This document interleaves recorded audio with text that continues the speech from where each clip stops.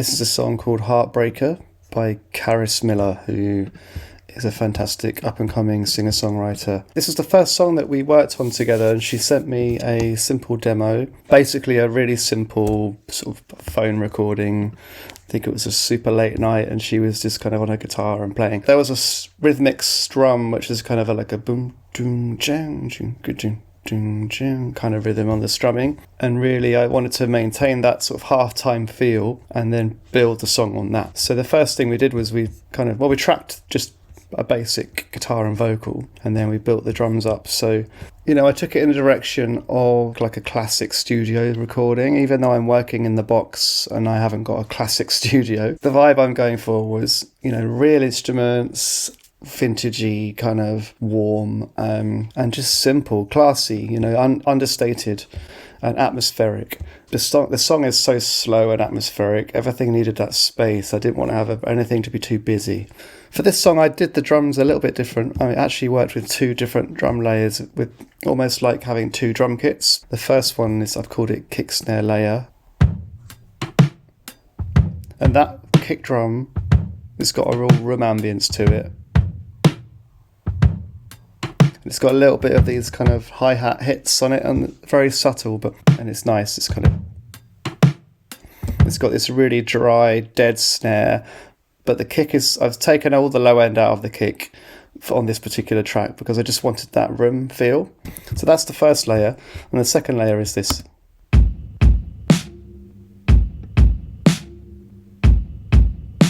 That's actually 2 different kick and snare samples from another sample pack that I've got, and I played that one in and I just layered that over the top.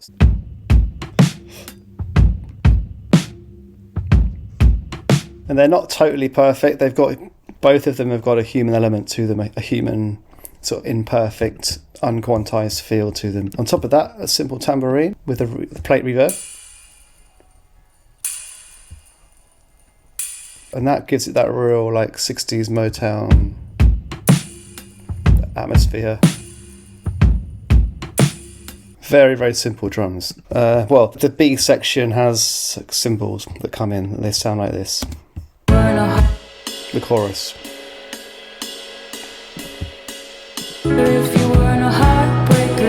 And they've got a big sort of room ambience on them, so that really opens up the sound. So the drum bus in its entirety.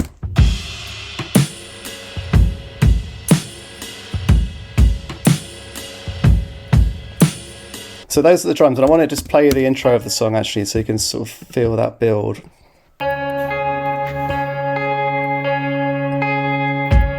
This is guitars doing a syncopated rhythm.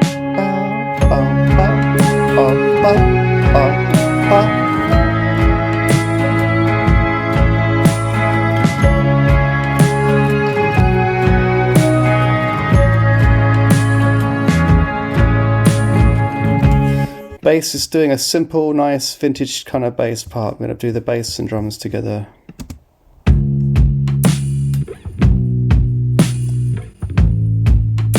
Super chill. And I've done quite a lot of processing on that. It's going through compressor, EQ, an amp modeler, some other more EQ, a track spacer, which is side-chaining that bass to the kick drum, and then a multi-band compressor. So yeah, that's the drums and a bit about the bass. The synths play a really big part in this song. First off, they have all of this atmosphere. And that is doing the same as the electric guitar. Down, down, down, down. So synth number 1 is just this kind of dreamy thing. I put that through a saturator and a tape plugin that's making it sort of slightly crusty sounding, a little bit wobbly. Loads of reverb, so it feels far away.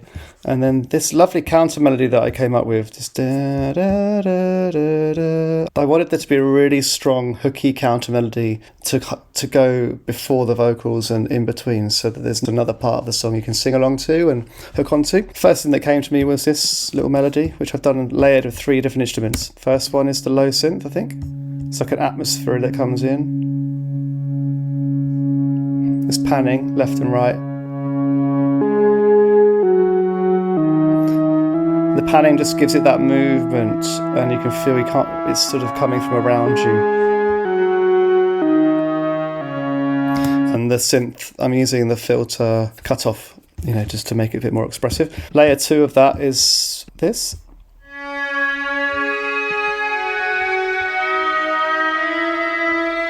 Got it hard panned on the left, and it's going through a vibrato, and I'm putting it through a room reverb, which I quite like, which is by Analog Obsession. So without that, just a quite straight, almost accordion sounding instrument layered with this.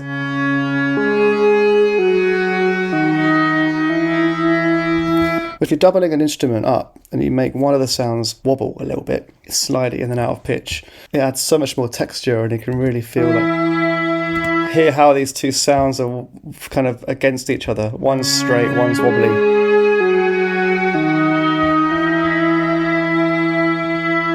Turn it off, like that. So with one modulating, it just creates this really cool feeling of them just being, well, they sound like they're one instrument with a really cool effect on it, but it's actually two instruments. And then I've hard panned that left, and I'm sending it to a spring reverb, which is in the middle. So again, it's left pan, but it's got some presence in the middle, and the other sound is wobbling from left to right. And then the third sound doing this melody. So these three sounds together.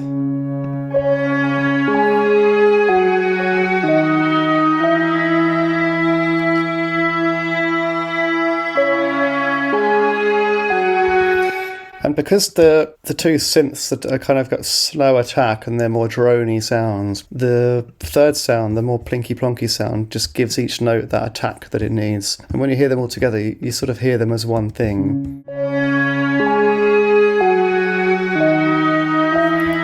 In the mix.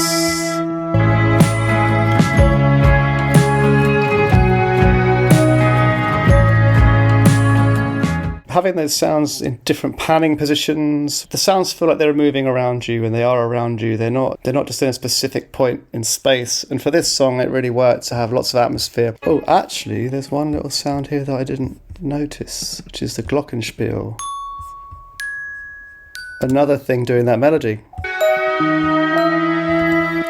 It's not a real glockenspiel, it's the Logic, the Logic sampler glockenspiel, but just giving that little tinny top end click.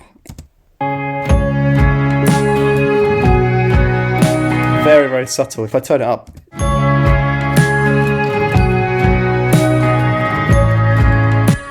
and then later in the song, this extra synth comes in at the end, which is this one.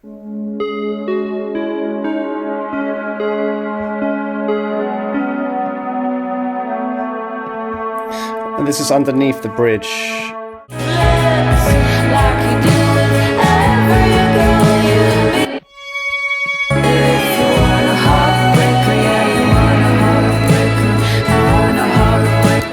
It's all about building the arrangement, so by the time you get to the last chorus, it's the same kind of sounds, but just bigger, more of them, and that's why I've layered an extra high synth doing that melody on the final double chorus here. Another monologue part.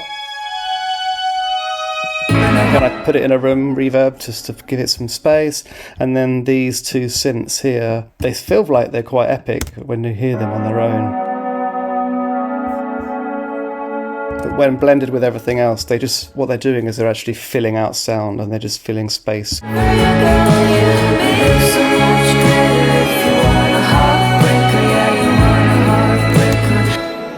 All of these sounds, the job is to create a really rich, lush, gorgeous bed that the vocals can live in or on. The guitars, there's acoustic guitars and electric guitars in this song, but the vibe of the main guitar was very much taken from the vibe of Carys' acoustic guitar from her bedroom demo.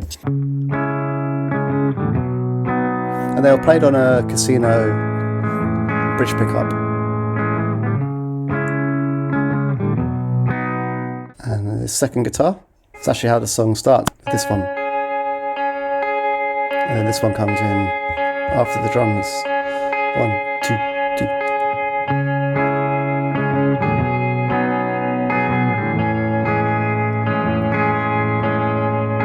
Nice reverb and tremolo on there to create a subtle sense of wideness. Wideness? Yeah, a subtle sense of width. I've added double-tracked acoustic guitars.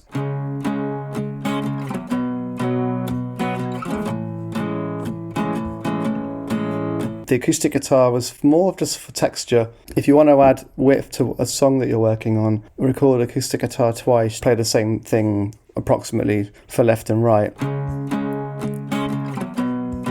And if you hear them in the track,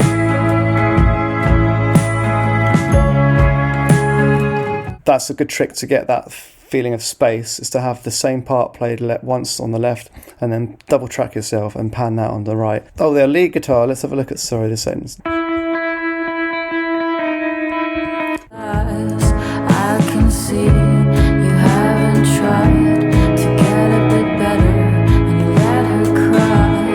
How are the mind games? Is she alright? I can see. It's got fast tremolo on it, it's got some reverb and some tape echo. The reason for that is, again, I want it to be around you and spaced out, not coming at you dry and flat in the middle. You know, it needs to feel like it's immersive. I can see you haven't tried to get a bit better and you let her cry.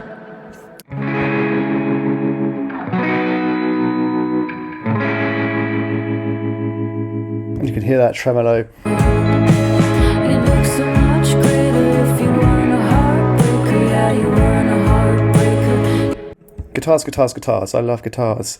I love counter melody, so I always generally find some way to build in some kind of counterpoint with the guitar parts.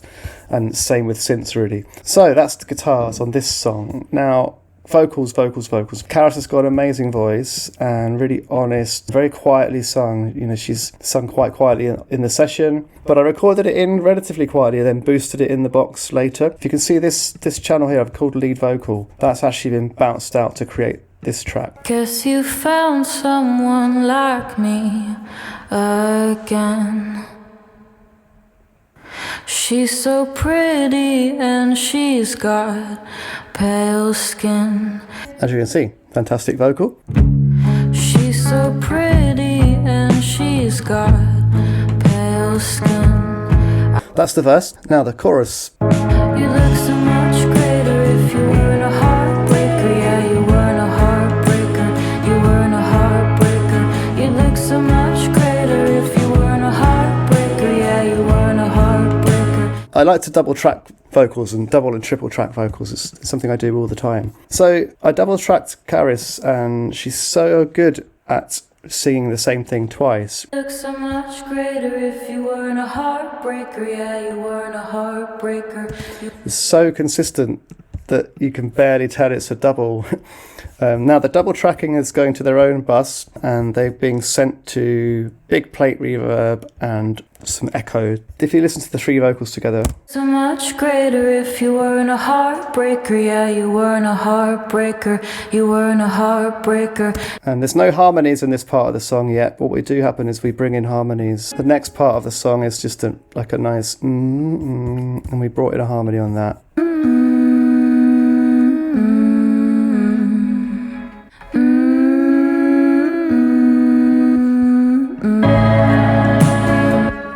Second verse, so this is where the song develops. You know, the extra guitar comes in, and I think if you are looking at ways to develop a song, I love vocal harmonies, but I love it when harmonies are not all the way through a song. I think it's really cool when suddenly they're there on certain lines, and so much nicer to let the song build. Same with the lies, I can see you haven't tried to get a bit better. So they're coming in on these first two lines, dropping out, and then coming back in.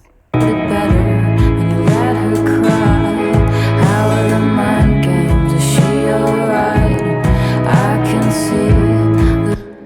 Love them. And the second chorus. Greater if you weren't a heartbreaker. Yeah, you weren't a heartbreaker. You weren't a heartbreaker. Love that. Sounds great. Like you do with every girl you meet. You look so much greater if you weren't a heartbreaker. Yeah, you weren't a heartbreaker. Love how those overlap. And what I did was on the lead vocal, it's got a plate reverb that I've automated the amount of. Got it set to 8 seconds, like really long. Every girl you meet.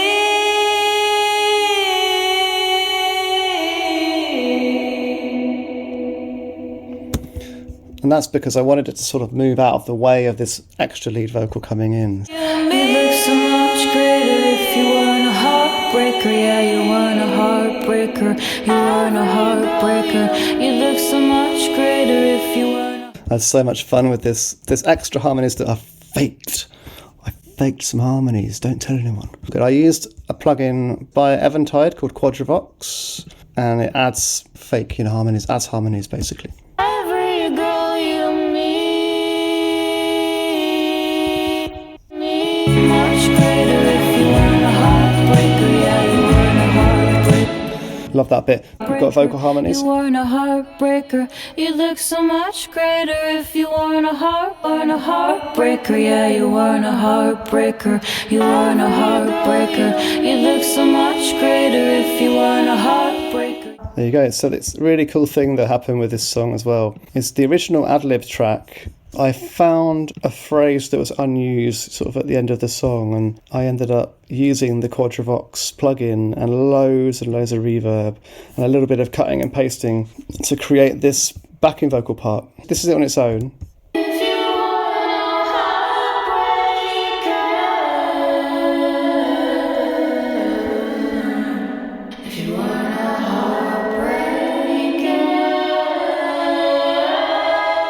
It sounds amazing. I loved it. I've put a ton of reverb on it. After the chorus, it comes in and sort of takes over from the chorus. So then it goes into this sort of post-chorus section. And then I've let these vocals sort of take that space. Yeah, you weren't a heartbreaker. You weren't a heartbreaker.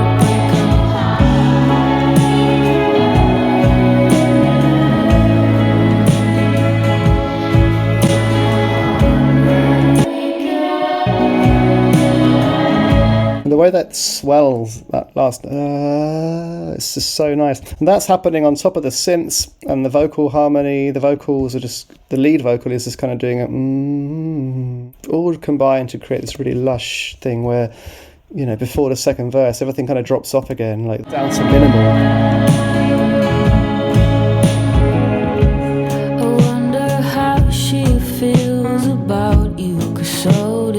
One of my favourite bits of the song because the synth holds a note, and I love that for tension. If a song needs a bit of tension or would benefit from having something that's creating a sense of anticipation, then a high drone note, normally on some kind of string or synthesizer, doing a single note, and you find the common note that works across all the chords. After the chorus, it just holds the note in the background. Communication is how you hurt me. It gives it that cinematic feel, and I love that. One of my favourite things to do. But it drops down to being really minimal, and that's when you can really start to hear the vocal effects that I'm using. So reverting back to vocal, bus number 1 is going to an Echo Boy. Slapback delay by Echo Boy, which is 160-ish milliseconds. Cut the high end using an EQ afterwards, so it doesn't sound too bright. And then the second send is my plate reverb. I love this plate reverb by Arturio. This is like an old bit of hardware that they've modelled. And I've got the width of it down, so it's not super wide. If you add too much width on reverbs, it can make them a little bit harder to focus on. So I always bring my plate reverbs down on vocals to be less wide. Key thing about that reverb is it's got its own automation. So if you look, this channel here, Voxverb, that's the automation. So the reverb is not static, it's coming in and out based on where it is in the song. Bus number 3, but the third send I should say, it's going to this room reverb. I use this preset called Dig Large Room, which is a real sampled room reverb from a studio called Dig. Bunch of stuff is being sent to that. And I use that all the time. I'd say the Dig studio room is now becoming part of my sound, really. And then finally, I'm actually sending it to the Pro R by FabFilter. That's actually the dreamy background reverb. It's not really going to be that perceptible, but it just fills that space from being complete silence in the vocals. So. Guess you found someone like me.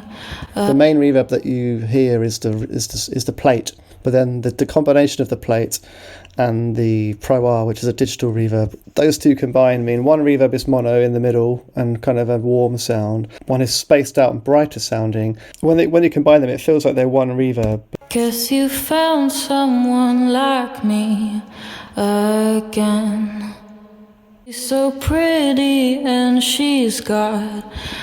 And the slapback echo is super subtle as well, but it adds just a little bit more energy to the vocal, and it just adds a little bit of kind of character.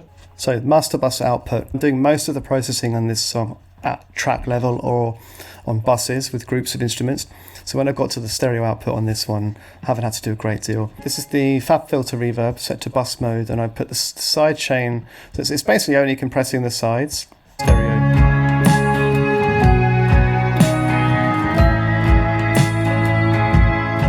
Amazing for width. If you listen to this without, I turn it off.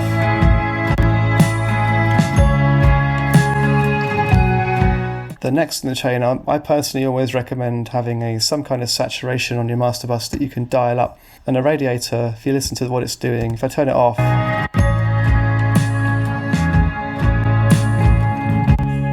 Guess you found someone. it is doing a volume boost, and louder always does sound better. But I'm actually pulling a little bit of top end off, and it's this heat dial, I mean, it says it all really. It makes it hotter, it makes it sound hotter. Like me again. It just drives the signal a little bit, and I'm pulling the output down a little bit. And then the next, my favourite compressor, which is L-Ray. I often have this on a track without even doing any compression, because for some magical reason it makes everything sound warmer, and that's because Acoustica Audio have modelled this old RCA compressor that's in Gregwell's studio. It's not cheap, but I got it in the sale and I love it. Found someone like me. Yeah, nothing really. I turn it off. She's so pretty and she's got pale. It's a secret weapon, don't tell anyone about it. Finally, I love N4's tapes. This plugin suite by Acoustica is called N4. So this is actually modelling, I mean, they've called it Strudel, obviously it's a Studer, but basically they can't use the brand name of the tape for copyright reasons, but it's an original 80s tape unit that's been sampled, and now you can use it on your recordings. If you're working in the box like I am, I haven't got a real tape machine that I can use for this, so might as well use something that's the next best thing if I want to make something sound like it's coming off a tape. And it does, combined with that L-Ray compressor, you just hear the low end and the low mids just sort of glue together and feel just a bit more there. Very common for me to be using the Brainworks Master Desk plugin. It's a really good plugin, and then I'll generally will use the limiter by FabFilter. Alright, I hope that helps. That's Heartbreaker by Carys. It's on Spotify and everywhere else. It's a great song. I mean, it's a beautiful song, really. It sounds like a classic. If you want to know more about this kind of stuff, just hit me up. If you want me to work on your songs, also hit me up. Alright, over and out.